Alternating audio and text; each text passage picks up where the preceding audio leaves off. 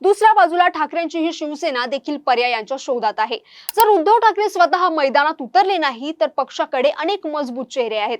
अंबादास दानवे हे मराठवाड्यातील प्रभावी आणि आक्रमक नेतृत्व मानले जातात।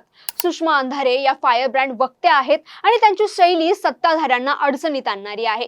विनायक राऊत हे कोकणातील ठाम आणि निष्ठावान चेहरा आहेत। राजन विचारे हे ठाण्यातील अनुभवी आणि संकटातही साथ न सोडणारे नेते आहेत। वैभव नाईक हे कोकणातील आक्रमक आणि जमिनीवर काम करणारे नेतृत्व आहेत। म्हणजेच ठाकरेंकडेही पर्यायांची कमतरता नाही। पण या सगळ्या नावांवर शेवटी निर्णय कोण घेणार इथे सगळं समीकरण येऊन अडतं शरद पवार यांच्यावर।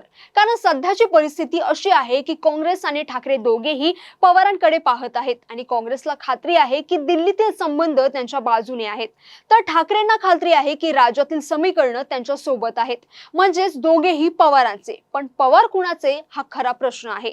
आता इथे एक वेगळा अँगल समजून घ्यायला हवा। ही फक्त जागेची लढाई नाही तर संदेशाची लढाई आहे। जर काँग्रेस मागे हटली तर संदेश जाईल की काँग्रेस अजूनही दुय्यम भूमिकेत आहेत आणि जर काँग्रेस लढली तर संदेश जाईल की आघाडीत फूट आहे। दोन्ही परिस्थितीत राजकीय तोटा होऊ शकतो। म्हणूनच काँग्रेस दबाव ठेवतीये पण पूर्णपणे रेष ओलांडत नाहीये। त्याच वेळी ठाकरेंसमोरही मोठा प्रश्न आहे, स्वतः लढायचं की नवीन चेहऱ्यांना संधी द्यायची।